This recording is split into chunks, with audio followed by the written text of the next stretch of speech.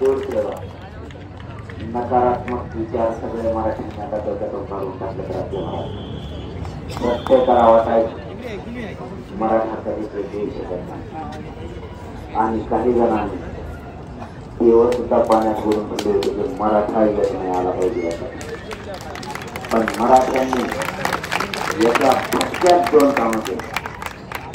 पहिलं काम केलं मराठा येत आला आणि दुसरं काम झालं मराठी म्हणजे ओबीसीतून आरक्षण घ्यायचं.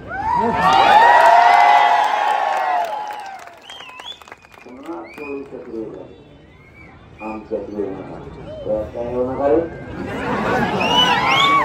आता जे खातो आमचं आमच्यात येऊ नको.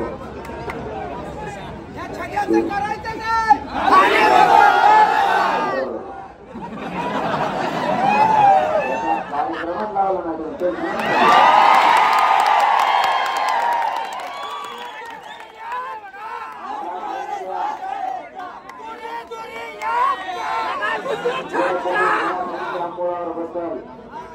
त्याचा मुळाचा राशी उमटून टाकण्याची ताकद मराठी आहे. त्यामुळे जास्तीची वळवळ मराठ्यांसोबत नाही करायची. आमच्या लेकरांचं वाटोळ करणारा काही आम्ही नाही करू शकत. त्याला एकदा आरक्षण मिळून द्या त्याच्यात किती कमी मर्यादा बघायचं.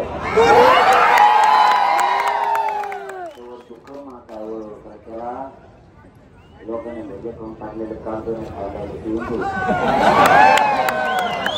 त्याला मी आता वर्षात नमुना भेटले 2 शब्द मला कोणतीच काम करतो. आपण काय काम करताना मी कोणाची काही नाही करायचं. मराठा आरक्षणाच्या माझ्या मराठा जातीच्या विरोधात कोणी बोललं नाही त्याला सोडत नाही. मग कोणाचा असतो मराठ्याचा असतो नाही तो कोणाचा आहे.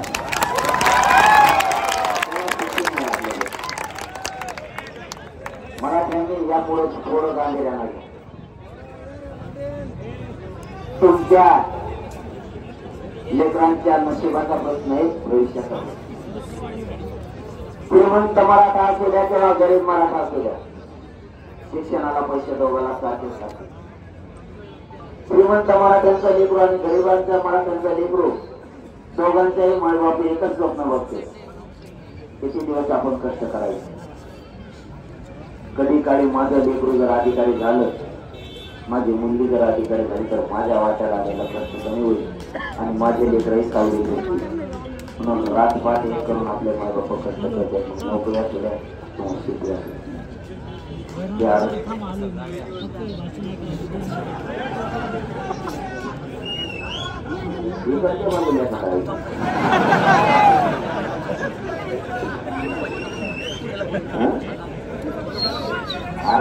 बोललो की देवाची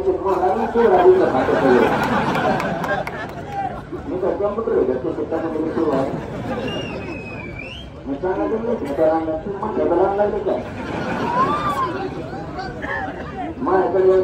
आलेला मंत्री तर माझं तिथे येत नाही. माझ्याकडे मी कसा बोलले होतो चुकला कारण मला मराठ्यासाठी मी तुमच्याशी मैत्री करण्यासाठी आंदोलन होते. माझ्या गोरगरीब मराठीच्या पोरांचं कल्याण झालं पाहिजे यासाठी आंदोलन होतं.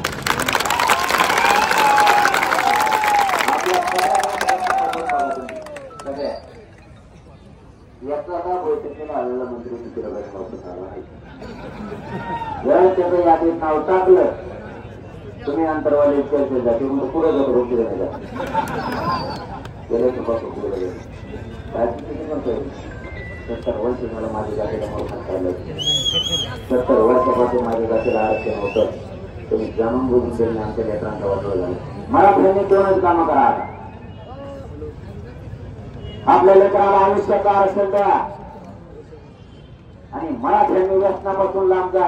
आपली प्रगती पूर्ण करू शकणार नाही. व्यसनापाय आपल्या कुटुंबाला सुखी राहत नाही. आपले मित्रही आपल्या जवळ नाहीत आणि आपले पाहुणे सुद्धा आपल्याला व्यवस्थित बोलायला तयार नाही. माझ्या बापाचे नाही पेटून कष्ट तुमचे पैसा तुमचाच चाललाय. घरी आल्यावर लेकराला माहित नाही सकाळी त्याला बाप संध्याकाळी कोणत्या अवतारात येईल. आपली किंमत आपण घालू नका. खूप दिवसानंतर जात आता एकत्र आली. खूप लोकांनी षडयंत्र रचले होते, जाती एकत्र येऊ द्यायची नाही, निजा एकत्र आली तर चांगल्या चांगल्याला नीट केल्याशिवाय सोडायचे नाही.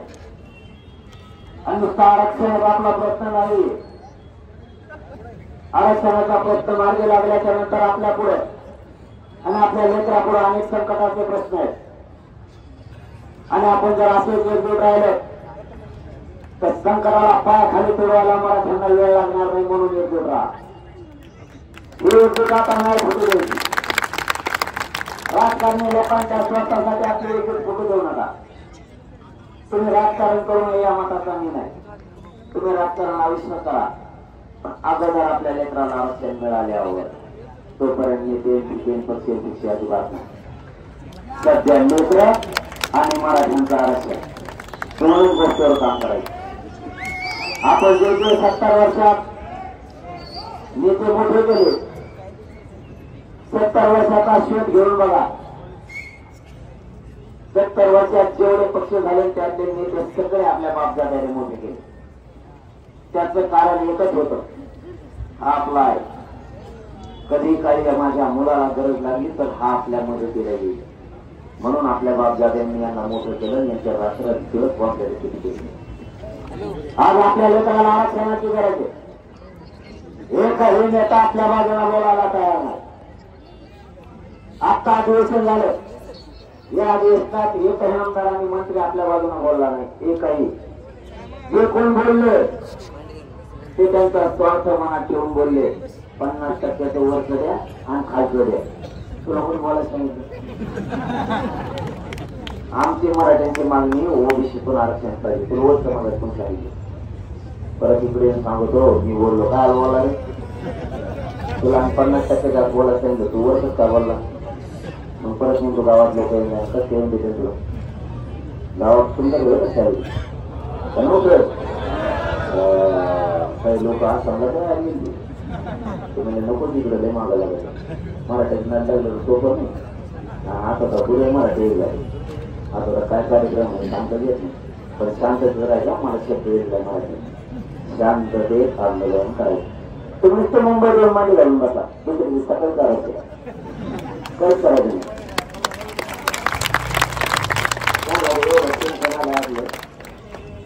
हे मुंबईत आल्यावर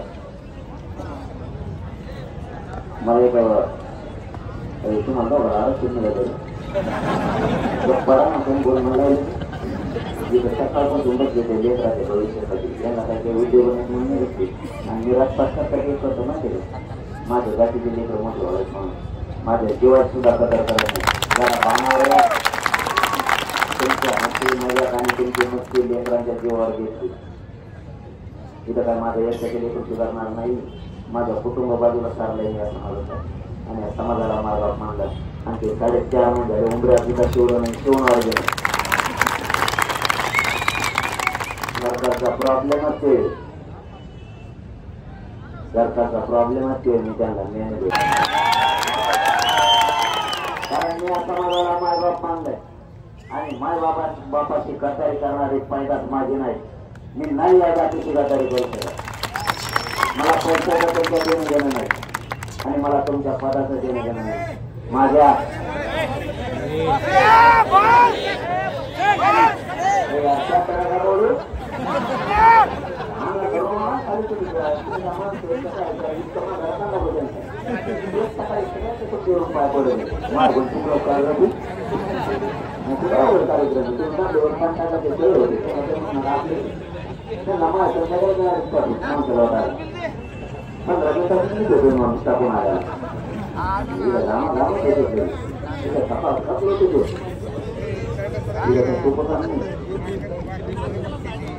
राजपाट एक करायचे आता सगळ्यांनी आपण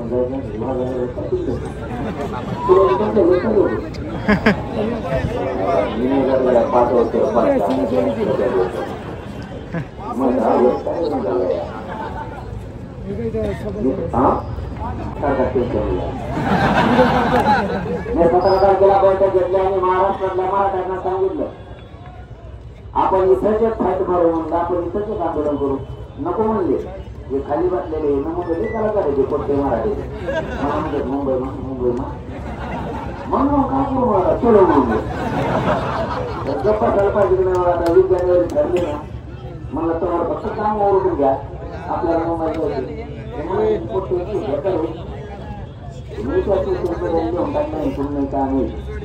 कोण कोण मस्तच घेऊन गेले नाही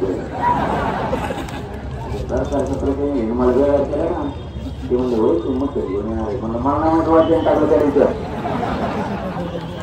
बरं त्याच्यावर मीठ टाकायचं ना फोटो घ्यायचे टाकले तर मस्त उठते बसले ते फोटो टाकले एका टाकायचं केलं आणि एका निघलं गेलं आणि ते फोटो रोज मस्त लोक बसत असतील म्हणलं ते मला माहिती तुमचं लोक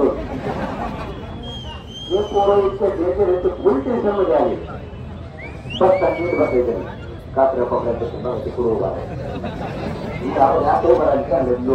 मुंबईत आलो काय करते आता मला मलाच नाही काय करते दिवसभर ना आधी बसते आता तुम्ही जॉबला म्हणून थोडं बोलू शकतो असतात म्हणजे आम्हाला कंपनी पुढे बघायची रेल्वे बघायची ते मला फोन करून नव्हते तुम्ही डोंगरात मुक्काम कोणता आपल्या डोंगरात मुक्काम आहेत ना सगळे वारीचे मुक्काम कुठं असते गावात आता आपल्या सगळं कोटी कोटी पोर आणि 2 कोटी पोराचे मुक्काम गावात टाकल्यावर आणि ते जर पाठवते त्याला 4 दिवस ते गाव मिळत राहिले 6 महिने तर मला डोंगरात मुक्काम टाकले आणि पुढे गेलो तुम्हाला येऊन मग तुला कळत ते म्हणतो अयो त्यासाठी मुक्काम टाकले होते तिथे आणि मुंबईत आल्यावर मला तिथे झाला नाही तिथे कोकण कोकण त्याच्यात एक वाटतं ते सोशल मीडियात तिथे मला मंदिर पुढे घेऊन तो बघायचं त्या त्याच्या गाडी आली तिचा कार्यक्रम झाला म्हणून सांगायला मी सांगितलं होतं त्यांना तुम्ही मराठ्यांच्या नादी नका त्यांच्या हक्काचं आरक्षण त्यांच्या 70 वर्षापासून तुम्हाला प्रोत्साहन नाही टाकायचं त्यांच्या हक्काचं जर आरक्षण करून नाही दिलं तर आम्ही सुद्धा दंड ठोकतो नाही तुम्ही जर आम्हाला 4 बाजूने घेणार आम्ही 4 बाजूने घेणार आहे पण मुंबईच्या कल्लेच मराठी घुसणार आहे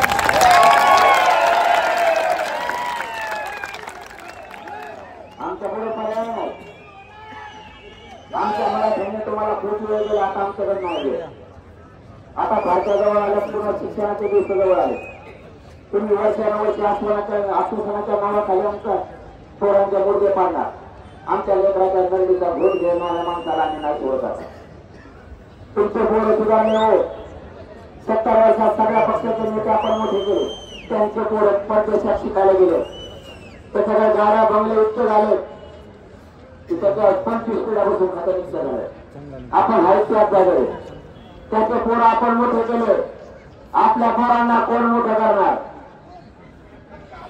मग त्यांनी केलं काय फक्त आपला उपयोग करून घेतला आता तरी सांगावा आरक्षण मिळेपर्यंत राजकारण करू नका त्यानंतर तुम्हाला काय करायचं करा त्याचं पोरगा परदेशात गेलं मोठे झाले आणि ते गावाकडे आल्यावर आपले लोक त्याला भयाचे म्हणायला लागले तुमच्याकडे सगळ्या महाराष्ट्रातल्या तुमच्याकडे येतात आपण आपल्याला तो काहीतरी मग विचारला घ्या आणि याला मोठी कसं काय माझे जात मासाठी मोठी मी जातीला दैवत मानलंय बाकी त्यांना दिली मास होतो माझे काम सांगावं करता का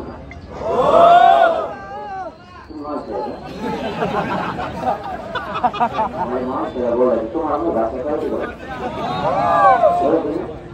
त्यांना कळतच नाही त्यांना मी कळली त्या अधिकाऱ्याची असते शब्द काय होते आता मी मराठवाड्याचं माहिती मराठवाडी मला येत नाही शुद्ध आणि मी गेलो शुद्ध बोल नाही नानुसार उठलं मग काय करायचं त्यामुळे मी ऐकतो बोलतो त्या अधिकारी मला फोन करतो ते शब्द काय होते मला नाही जमतो मी सांगत नाही दिल्लीचं मग जमत बरं बोल आता शिकायला लागलो मी माझी चांगली दिवस आता माहिती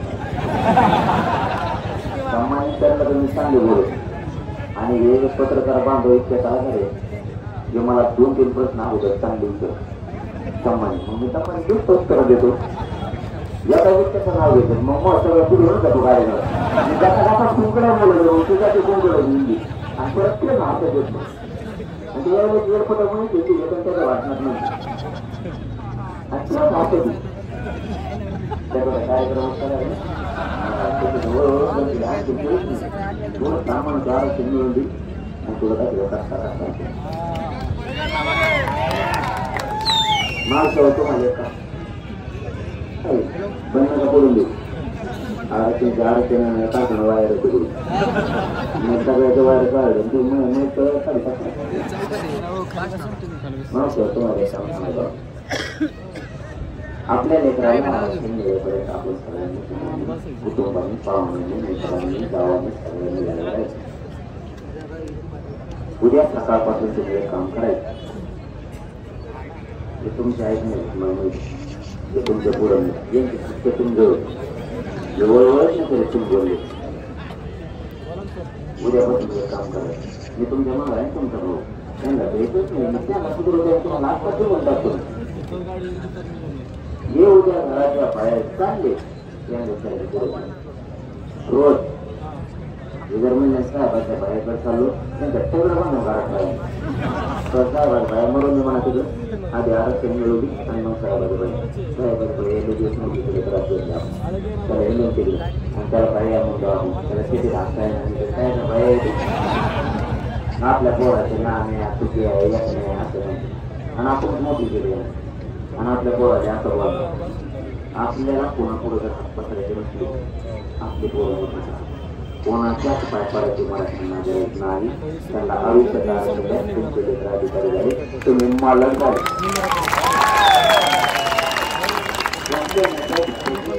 गरज नाही आपले स्वतःचे लेकर अधिकारी बनवा आपले स्वतःचे लेकर मोठमोठ्या व्यवसायाला लावा त्याच्यासाठी मराठ्यांनी योग्य प्रयत्न करायची बाकीच्या पुढे पाय पडायची गरज नाही ते काम आपल्याला आता करायचं राजपाटी एवढ्याच गोष्टीसाठी करते त्याचं कारण असे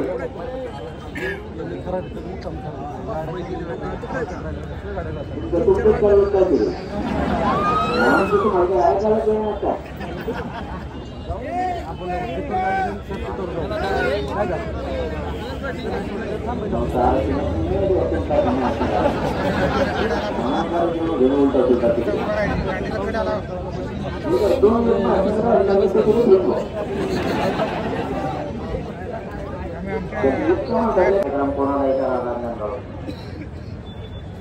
साडेचार वाजता संपला पाठ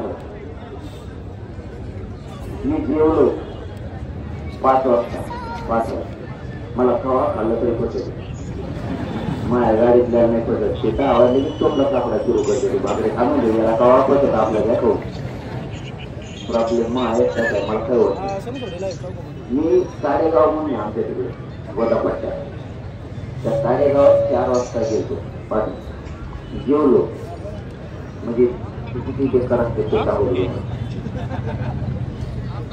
जेवलो झोपलो 5 वाजता पुस्तकच झोपला तुम्ही 15 दिवस एक जण आला माहिती मग रगत होईल आणलं मला म्हणतो फोटो काढून दे ना पाठलो आणि तू एकटाच मला भ्याय नाही तर फोटो काढ तरी मला चांगले आहे आता ते गोवामध्येच म्हणतात मला चांगला नसतं मी त्याला सांगायचं तुम्हाला चुकलं मी मला कसा करता येईल तसा मी चालतो तेवढी त्यांनी सुद्धा गेला मी तुम्हाला खरं सांगतो कारण मी जिंदगीत खोटं बोलणार नाही नसतं माझ्या मराठात मला स्वीकारलंच नाही कारण मी खोटं बोलत बी नाही खोटं काम बोलणार राजपाट यासाठी एक करतोय की या समाजाचे लेकर आता मोठे झाले पाहिजेत मला डॉक्टरने सांगितले तुम्ही आता आराम करा कारण माझे एका महिन्यात 20 दिवस पुस्तक राहिले पहिले 17 दिवस नंतर 9 दिवस माझं शरीर माईबाप मला साथ नाही देत आहे तरी मी माझ्या जीवाची पर्वा नाही करत कारण मी हे माझं जीवन या समाजासाठी अर्पण केलेलं आहे मी मरायला नाही देत आणि देणार सुद्धा फक्त माझी तुम्हाला विनंती मी तुमच्या अडचण नसेल मला नाही माहिती फक्त माझा विचार मरू देऊ नका आणि माझ्या जातीची योग्य चुकू देऊ नका. आरक्षण दिल्याशिवाय सरकारने माझ्या छातीवर गोळ्या जरी घालल्या तर आरक्षणाचा गुलाल माझ्या मराठा समाजाच्या लेकराच्या दर टाकल्याशिवाय मी जीवित सुद्धा माझं सरकार कारण मी मुंबईकडे त्या दिशेने निघालो आणि माझा मायबाप समाजाच्या ताकदीने पाठीशी उभा आहे. मला आता ह्यावेळेस तुमच्या पाठबळाची आणि आशीर्वादाची गरज कारण मी आरपारच्या आणि टोकाची लढायची कारण मी आता जिंकायची. किती जण जरी विरोधात आली तरी आता जिंकायची. ज्यांना वाटत होतं मराठा समाज ओबीसीत नाही आला पाहिजे त्यांना घरात झोपायची वेळ आली. मराठा ओबीसी आरक्षणात गेला सुद्धा. आपल्याला रात्रीचं तुम्हाला रांजणगावचं सांगतो 5:30 वाजता 4:30 वाजता कार्यक्रम संपला. 4:30ला मुख्यमंत्र्यांच्या वतीनं मराठवाड्याचे विभागीय आयुक्त आले. त्याच्या 5:45 वाजेपर्यंत पाठवलं. कोणी जेवढं माझ्यासोबतची उपाशी चर्चा झाली. मला चर्चा महत्वाची. जर निर्णय निघत असला तर आम्हाला मुंबईत जायची हवस नाही. मी आज नाही म्हणत TV 100 पासून म्हणतो तुम्ही मराठीच्या सापडलेल्या 53 लाख नोंदी याचे प्रमाणपत्र द्या आणि त्याच्या सगळ्या परिवाराला द्या. तुम्हाला स्पष्ट करून सांगतो थोडं एका नोंदीवर बीड जिल्ह्यात एका गावात 250 जणांना प्रमाणपत्र मिळाले. एकाच नोंदी 250 लोकांचा फायदा झाला आणि त्याच्या गावात सगळे लोक 250 गावच ते 250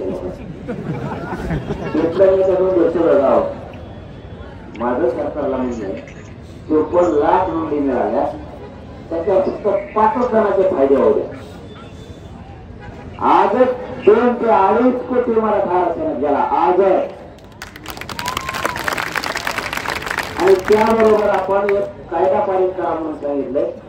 आपल्या गणगोतातील सगळे सोयरे म्हणजे ज्याची नोंद सापडली आणि त्याची सापडली नाही ज्याची सापडली तरी त्याच्या सोयऱ्याला त्याचं प्रमाणपत्र घ्यायचं शपथपत्राच्या आधारावर. आता मला सांगा सर्व त्वरित एखादी नोंद मिळाली एकच मिळाली आणि त्याच्या परिवाराला दिला. त्याचा परिवार कसा असला तरी 100-200 जणांचा काही 7 वर्षापासून आणि काही करा तुम्ही तेच तेवढे. आणि जर त्यांनी सोयऱ्याला द्यायचं ठरवलं तर सणसवाडीचं याच्याच नावाचं निघू द्या. सणसवाडीचं गेट इतकं पांगलेलं की त्याचे सोयरी इथून मी दरबातून फिरत खांदेसाठी खानदेशातून त्याचं बेट पुन्हा मुंबईत येते. मुंबईतून कोकणातून पश्चिम महाराष्ट्र निघालाच मराठवाड्याला येते. याच्याच पाहून पुऱ्या महाराष्ट्र त्यातला महाराष्ट्र याच्यात नोंदी होत. म्हणून आपण सगळे शेअर घेतलं वायर ओढू नको. मी आता तू धोरणा लावलं तू काम खाते तू काय वायर मग एका घरी तू आणि मग खाली गाडी चालला माहिती पुन्हा पुढल्या तुमच्या गावचा आपला आंदोलन हेच माझं म्हणणं आहे. मी जीव याच्यासाठी जातो आणि जीवाची बाजू यासाठी लावतो की माझे मराठ्यांचे पोरं आरक्षण देऊन मला क्लास 1 ते क्लास 4 पर्यंत झालेले अधिकारी बघायचे. IPS आणि IAS अधिकारी मराठ्यांचे पोरं झालेच पाहिजे. त्याच्यासाठी आपण करतो. कोणा पुढे आप माझ्या जातीला पसरायची गरज नाही. म्हणून आपल्याला हा संघर्ष करायचा. मी आता तुम्हाला जास्त न बोलता तुम्हाला एवढंच सांगतो काही करा स्वतःच्या लेकरासाठी उभा. राजकारण बाजूला ठेवा. तुमच्या पळावर मी मुंबईकडे निघाला. जर तिथं कोणाला त्रास दिला तर इकडं पुणे जिल्ह्यासह महाराष्ट्रातल्या सगळ्या मराठ्यांनी महाराष्ट्रात जेवढे रस्ते त्या रस्त्यावर फक्त उभा शांततेत मराठा आणि मराठाच दिसला पाहिजे. इतक्या ताकदीने लाखाच्या संख्येने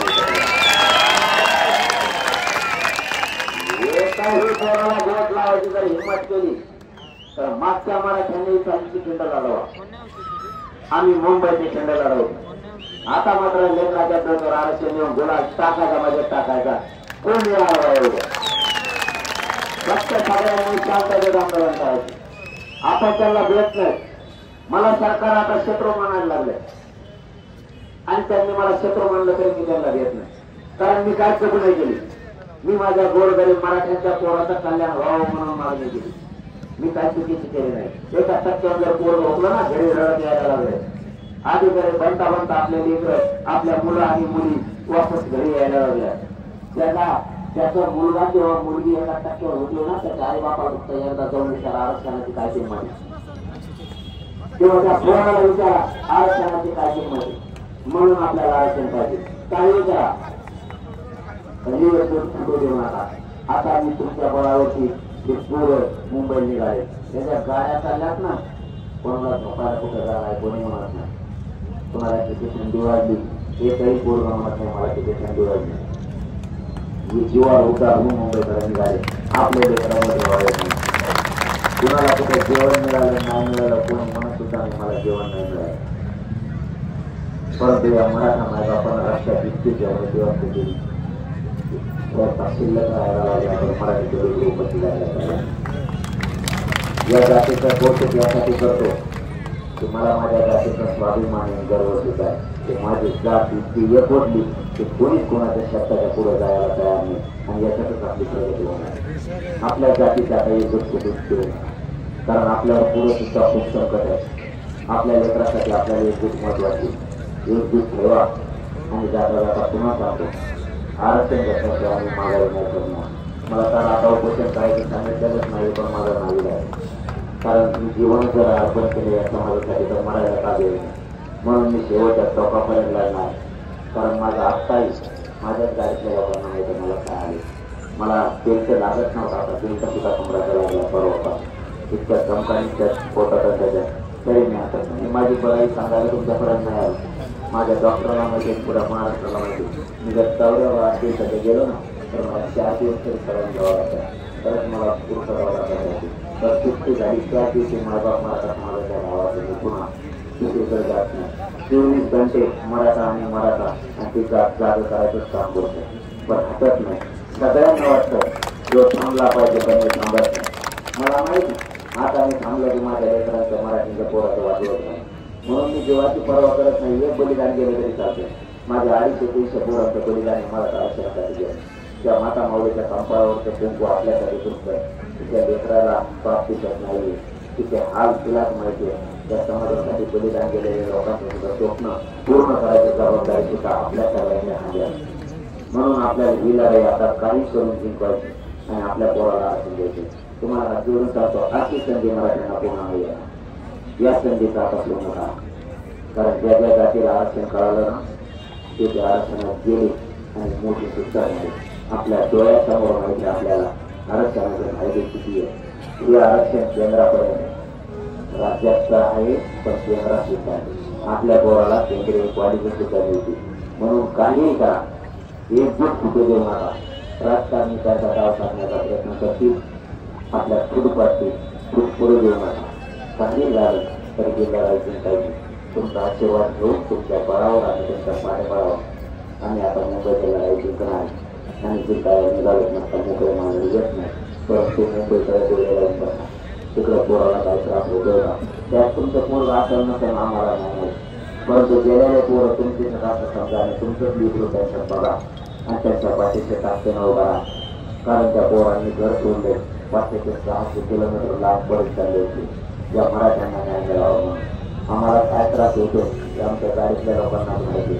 तरी आम्ही नाही परवा करणार नाही. या मायबाप समाजाचे मित्र मोठे करण्यासाठी शेवटचा संघर्ष करायचा आणि आरपार केला नाही. आता आरक्षण घेतल्याशिवाय मागणार नाही. बाकी त्यांच्या गोष्टी बंद केल्या. फक्त मुंबईला इतक्या ताकदीने या की मुंबईत मराठ्यांना उभा राहायला लागला. इतक्या ताकदीनं तुम्हाला तर एकदम जवळ आहे. पुणे म्हणजे मुंबईत असल्यासारखं. या जिल्ह्यात उद्यापासून तुम्ही इतके मेसेज टाकायला सुरू करा तुमच्या सोशल मीडियावर तुमच्या व्हॉट्सअप फेसबुकवर की तुमच्या महाराष्ट्राचं पुणे जिल्ह्यातल्या घरात मेसेज केला पाहिजे. घरातले मराठी मुंबईकडे निघाले पाहिजे. इतक्या टाकतो जेवढी संधी आपल्या लेकरांना करायची संधी सोडू नका. तुमच्या पायाला हात लावून पुन्हा पुन्हा सांगतो ही संधी सोडू नका. घराघरातल्या माझ्या मराठ्यांच्या पोराचं कल्याण होणार आणि त्यांचा मोठं करण्यासाठी आपण कोणी उद्रेक करायचा आहे. शांततेत मुंबईत बघा. आरक्षण हे कसं येत नाही ते आपण बघू. त्याची काळजी तुम्ही करू नका. आरक्षण घेतल्याशिवाय आम्ही माघारी फिरणार नाही हे शब्द तुम्हाला देतो आणि सांगतो. धन्यवाद. जय श्री.